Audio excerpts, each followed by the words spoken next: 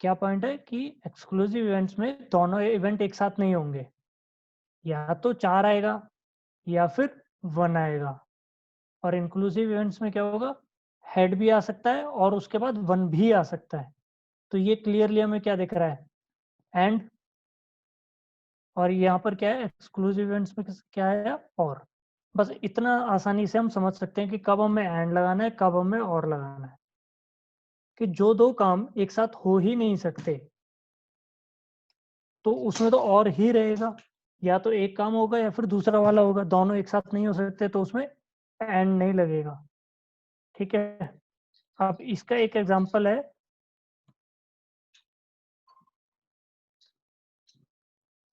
Okay, इसका example लेते हैं कि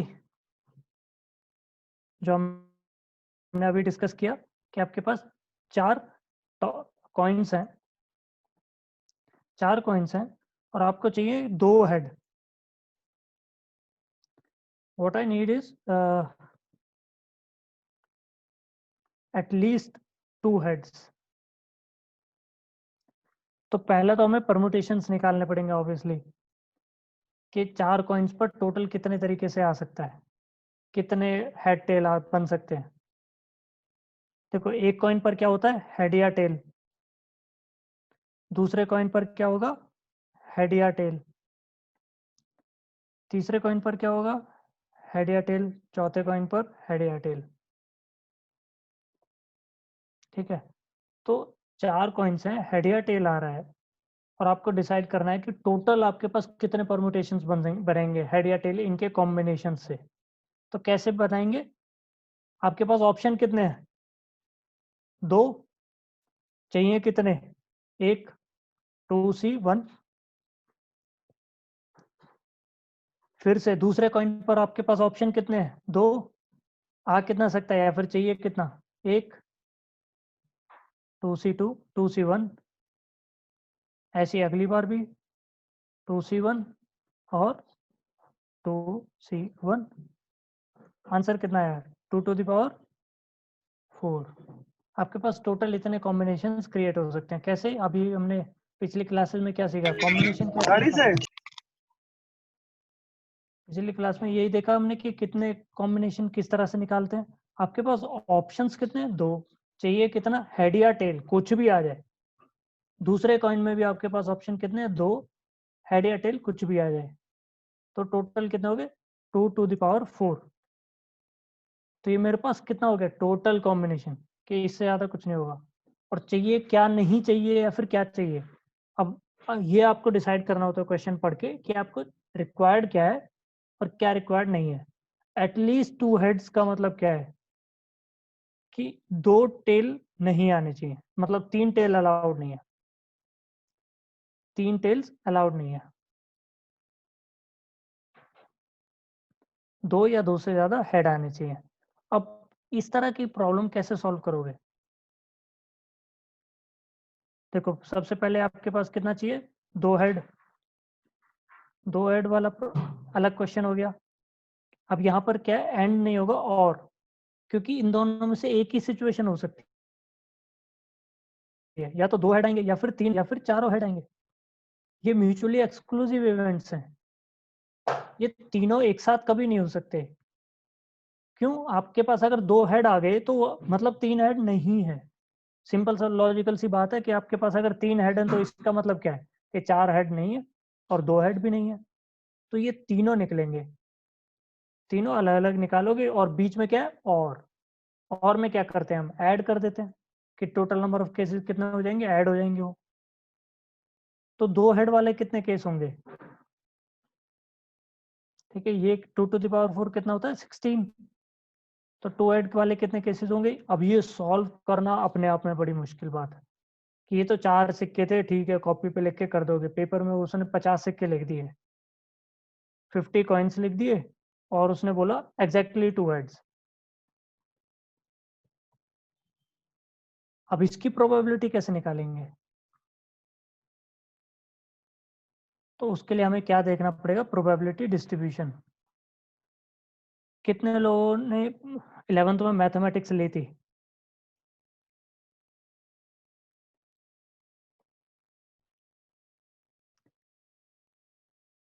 ठीक है, कोई रिप्लाई नहीं आया मेरे ख्याल से, तो किसी ने नहीं ली।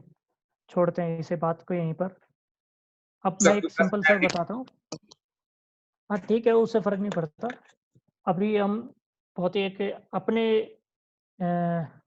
पॉइंट ऑफ व्यू, मतलब अपने आंसर निकालने के लिए हम बहुत ही सिंपल तरीके से कुछ चीज समझ लेते हैं, क्योंकि हमें कॉम्बिनेशन वाला फॉर्मूला समझ आता है कि टोटल ऑप्शन में से कितने सेलेक्ट कर रहे हैं, उसका यूज करेंगे हम। बाइनोमियल थ्योरम के ज्यादा डिटेल्स में नहीं जाएंगे, वरना हमें सीरीज समझनी पड़ेंगी, और ज्यादातर एग्जाम में सीरीज आती नहीं है अनलेस एंड अनटिल आप आईआईटी का एग्जाम दे रहे हो, या फिर ये मतलब अब तो आईआईटी बोलते हैं सब कुछ। तो इंजीनियरिंग के एंट्रेंस के एग्जाम के अलावा और कहीं पर आते नहीं वो सीरीज। तो हम उस सीरीज को थोड़ा सा इग्नोर करेंगे, उस सीरीज का एक छोटा सा पार्ट, बहुत ही छोटा सा पार्ट अपने काम के लिए यूज करेंगे, जिसमें प्रोबेबिलिटी, जिससे हम प्रोबेबिलिटी सॉल्व कर सकते हैं। तो थ्योरम में क्या था, x प्लस वाई की पावर, कितनी भी पावर दे दो, थ्योरम तो n के लिए लिखी गई है, इसकी पावर n, ठीक है, पर हम समझाने के लिए 5 लिख देते हैं। तो करेंगे क्या, सबसे पहले x लिया, उसकी पावर 5 ली, और साथ में y मल्टीप्लाई कर दिया, उसकी पावर जो भी उसकी पावर होगी।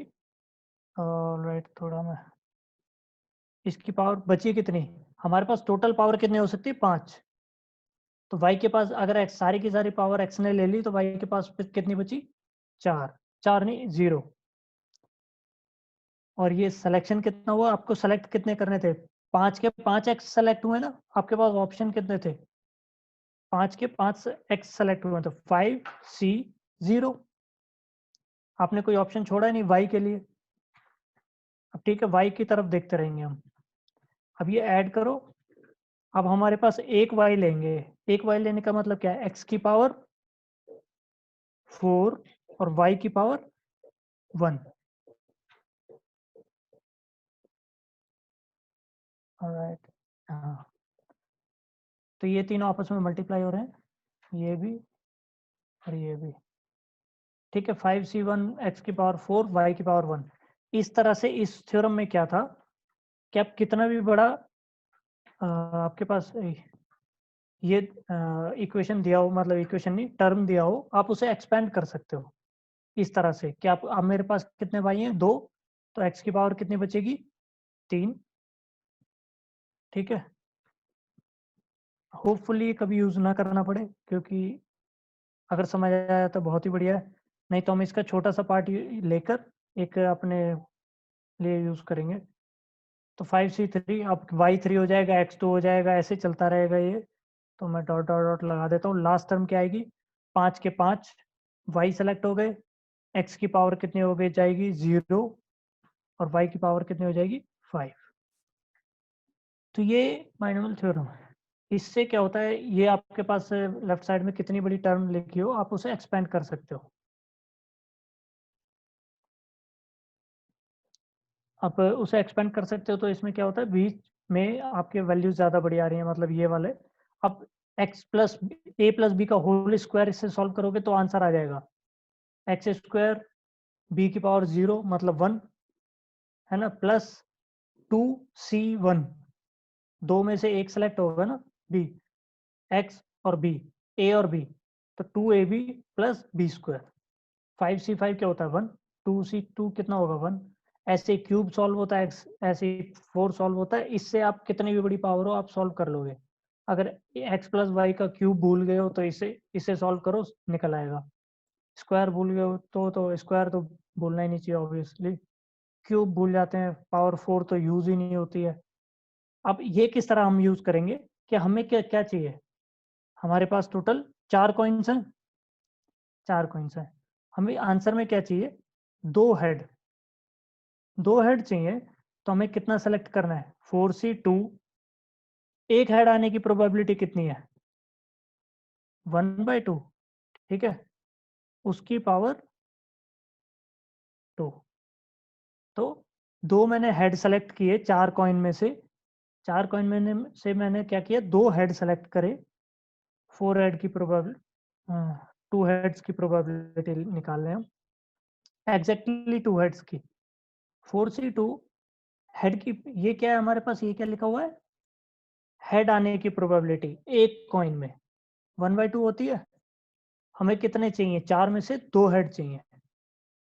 और बचा क्या साथ में, टेल। टेल ने कोई पाप थोड़ी किया, वो भी तो आएगा। उस कितने टेल बचे होंगे, 2 टेल बचे। 4 कॉइन थे ना टोटल, 2 में आपका हेड आ गया, 2 में आपका टेल आ गया, और एग्जैक्टली 2 हेड आने की प्रोबेबिलिटी कितनी हो गई अब, 6 इंटू, मतलब 1/4 इंटू 1/4। तो बीच में मल्टीप्लाई का साइन ऑब्वियस है, मतलब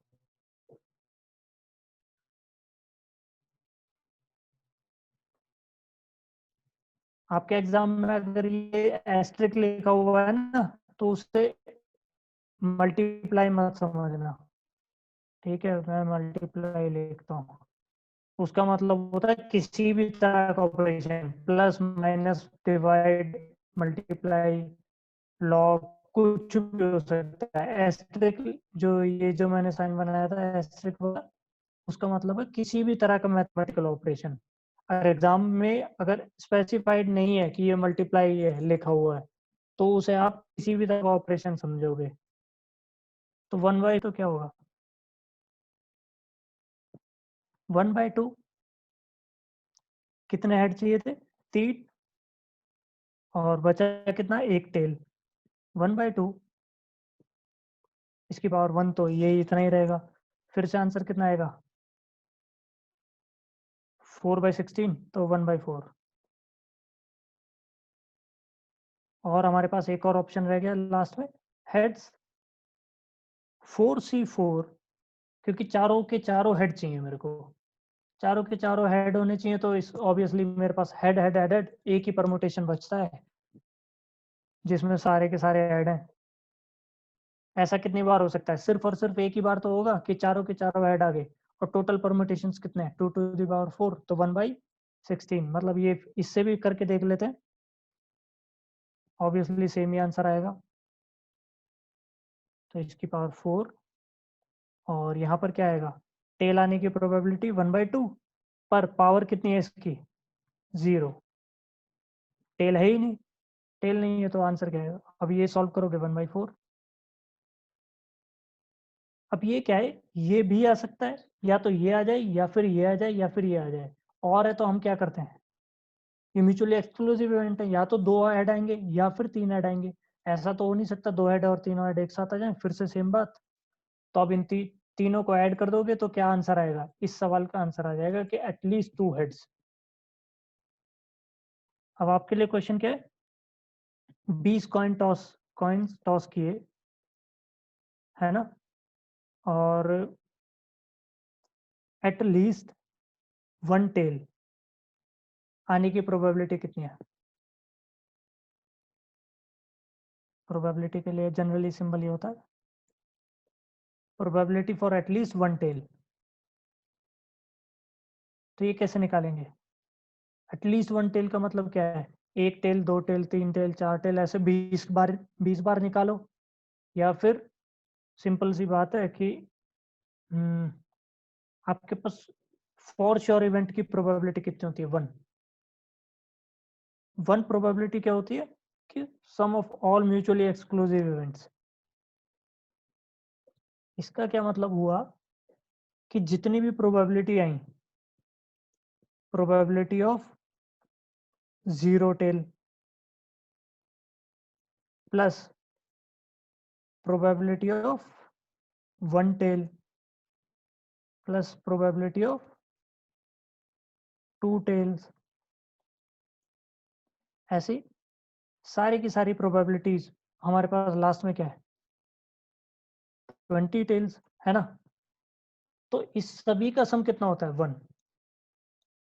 ये क्या है, sum of all mutual exclusive events, कि जो इवेंट्स एक साथ नहीं हो सकते उन सभी का सम प्रोबेबिलिटी का कितना हो जाएगा, 1। तो हमें चाहिए कितना था, इसकी प्रोबेबिलिटी चाहिए, इस पूरे की प्रोबेबिलिटी चाहिए, सिंपल, कि 1 2 3 4 सब कुछ आ जाए। तो हम कैसे निकालेंगे इसकी प्रोबेबिलिटी, उधर 1 माइनस कर देते हैं, प्रोबेबिलिटी ऑफ नो टेल,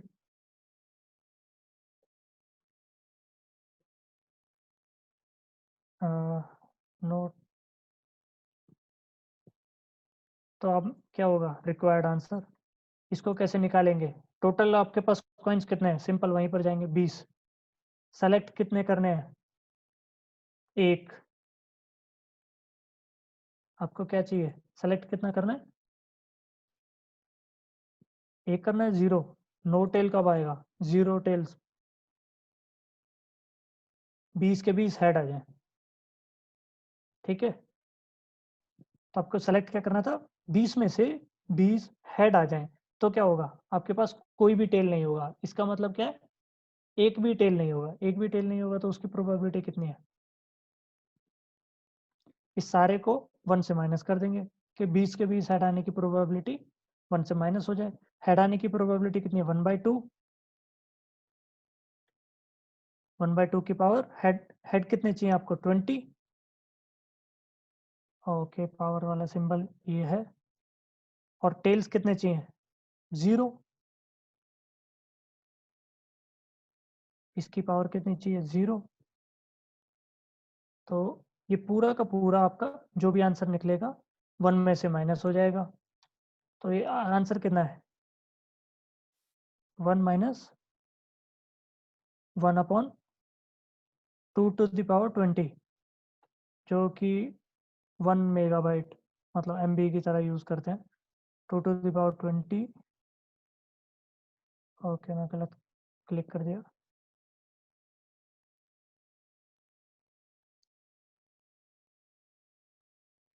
समझ आया?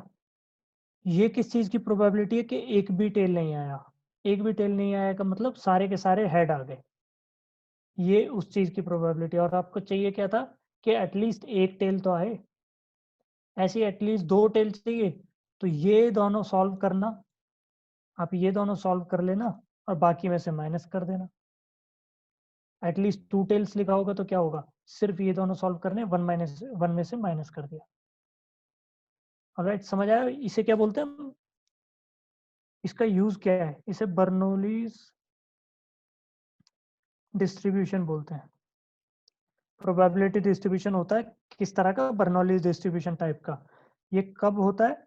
जब आपके पास सिर्फ और सिर्फ 2 केसेस हो। जब आपके पास 2 केसेस होते हैं सिर्फ। ये तो हेड टेल है। मान लो कुछ ऐसा इवेंट है जिसके अंदर अ, मेरे पास डाइस थी जिसके अंदर 7 फेसेस हैं। फॉर एग्जांपल 7 फेस वाली डाइस है। 7 फेस वाली डाइस है तो 1 से लेके 7 तक इसमें सारे के सारे नंबर्स हैं।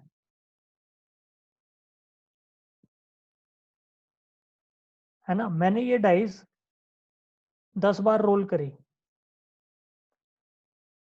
10 बार रोल, 10 रोल्स। और मेरे को आंसर कितना चाहिए? कि 3 बार इवन आ जाए। एग्जैक्टली इवन, इवन नंबर आ जाए। तो हम कैसे करेंगे? सिंपल आंसर कैसे निकालते हैं? 10C3, 10 में से 3 चाहिए। Probability of getting even, 3 even है इसमें, 4 ऑड है तो 3/7। 3 इवन है, 3 इवन नंबर्स हैं, 4 ऑड नंबर है, तो टोटल नीचे क्या आएगा? टोटल आउटकम तो 7 हो गया। इसकी पावर कितने करेंगे? इवन नंबर चाहिए, कितने टाइम्स चाहिए? 3 बार। ठीक है, और बचा क्या? 4/7 की पावर 7।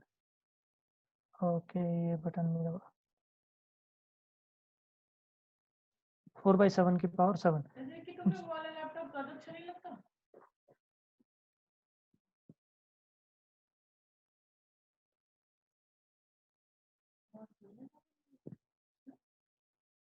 10C3, 3/7 टू द 3/7 का क्यूब और 4/7 की पावर 7। अब ये यहीं पर छोड़ दो क्योंकि वो एक्सपेक्ट नहीं करते कि आप पूरा का पूरा कैलकुलेट करोगे इतना मुश्किल, या फिर इसी के आसपास थोड़ा सा वैल्यू निकाल के छोड़ देते हैं। इस तरह के जो सॉल्वेबल है, तो क्वेश्चन इतना कॉम्प्लेक्स भी नहीं आएगा कि 7 फेज देंगे, 8 रख देंगे, कुछ ऐसा जो कि सॉल्वेबल है। अगर आपके पास कैलकुलेटर नहीं है, कैलकुलेटर है तो ये आराम से सॉल्व हो जाएगा। सीधा आंसर निकाल के आपको मार्क करना है। अब समझ आया बर्नौली डिस्ट्रीब्यूशन के केसेस को किस तरह सॉल्व करते हैं, जिसके अंदर सिर्फ और सिर्फ 2 आंसर्स है ना, उसको हम बर्नौली डिस्ट्रीब्यूशन से सॉल्व करते हैं। ये एडवांस प्रोबेबिलिटी है। जो एवरेज एग्जाम डिफिकल्टी जो होती है ना एग्जाम्स की, फॉर एग्जांपल यूपीएससी की मैथ, उसमें मैथमेटिक्स पे इतना ज्यादा फोकस है नहीं, तो उसमें इससे इससे ज्यादा मुश्किल क्वेश्चन नहीं आएगा। बर्नौली मतलब लास्ट में रहता है। अब ऑलराइट, तो ये अगर किसी ने नोट्स बना लिए तो ठीक है, नहीं तो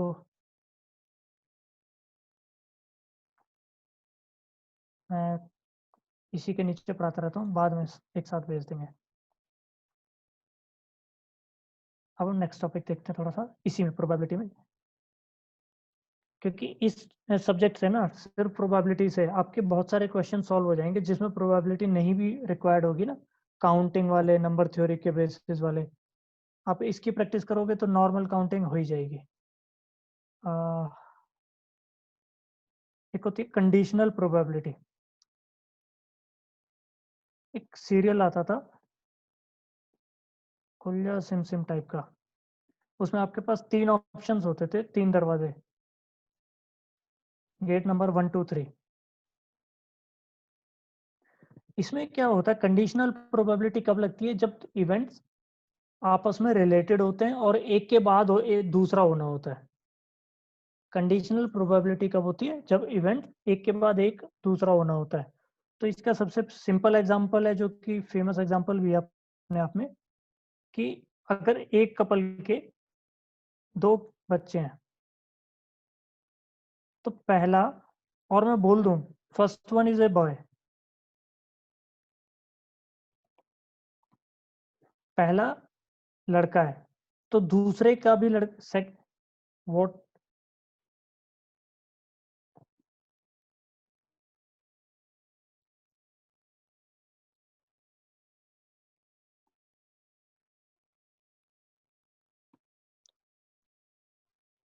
तो इसे कैसे सॉल्व करोगे?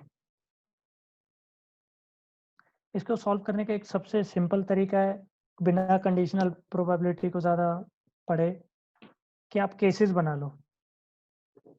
अगर 2 बच्चे हैं तो क्या क्या केस हो सकते हैं? Girl girl, boy girl, boy boy और बॉय गर्ल, गर्ल बॉय।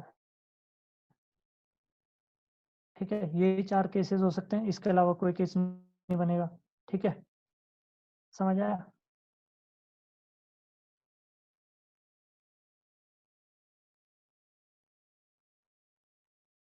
अब यहाँ पर मेरे को गिवन क्या था, कि पहला वाला क्या है, बॉय है,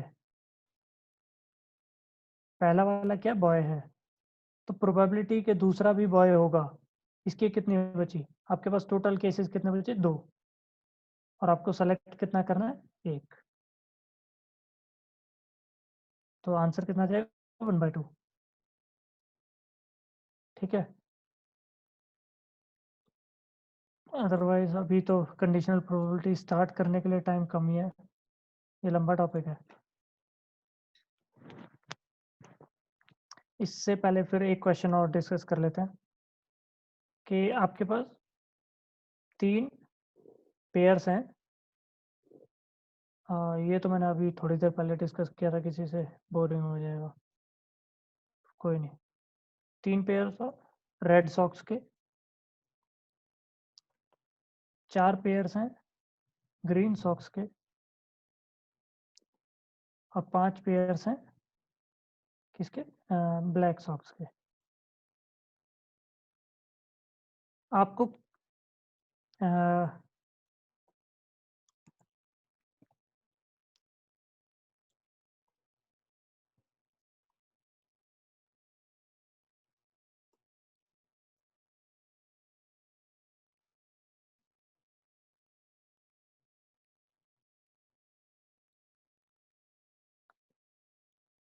आपको एक करेक्ट पेयर बनाना है, कि 3 पेयर हैं रेड सॉक्स के, मतलब 6 रेड सॉक्स हैं, 4 ग्रीन सॉक्स, 8 ग्रीन सॉक्स हैं, 10 काली सॉक्स हैं। अगर आपको मैं बोलूँ कि मिनिमम नंबर ऑफ सॉक्स निकालने हैं सच दैट कि आपका जो एक पेयर है वो कंप्लीट हो जाए। तो आपको मिनिमम नंबर ऑफ सॉक्स कितने निकालने पड़ेंगे? इसका वर्स्ट केस क्या हो सकता है कि आपने सबसे पहली सॉक निकाली, रेड निकली, सेकंड निकाली, ग्रीन निकली, थर्ड निकाली, ब्लैक निकली, ठीक है? तो फोर्थ क्या निकलेगी? इन तीनों में से ही तो एक निकलेगी। फोर्थ आरजीबी, यहाँ पर भी ब्लू नहीं है, इन तीनों में से कोई ना कोई तो निकलेगी। तो आपका एक पेयर कंप्लीट हो जाएगा। इसे बोलते हैं फर्स्ट केस। और वर्स्ट केस निकाला जाता है जब मिनिमम नंबर पूछा जाता है कि इतने तो निकालने। जब भी आपसे पूछा जाए कि मिनिमम नंबर ऑफ कुछ भी, तो आप उसमें क्या करोगे? वर्स्ट केस काउंट करोगे कि आपको कितनी सॉक्स निकालनी है।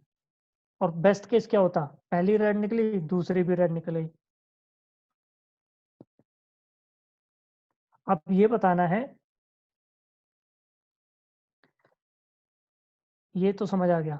आपके लिए कल के लिए क्वेश्चन क्या है कि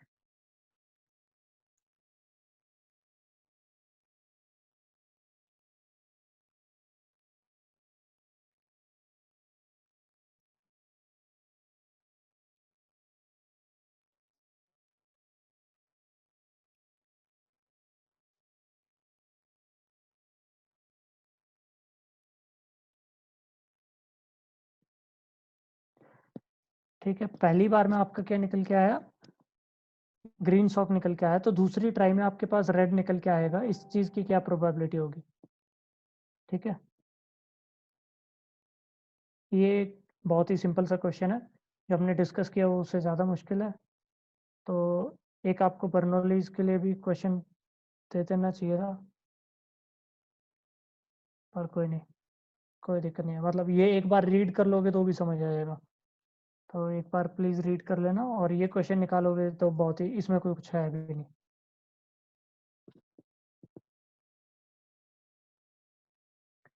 चलो थैंक यू, फिर कल डिस्कस करते हैं इसको। और कल हम कंडीशनल प्रोबेबिलिटी का थोड़ा सा पार्ट डिस्कस करेंगे, और बेजियन प्रोबेबिलिटी भी डिस्कस कर सकते हैं। ठीक है, थैंक यू।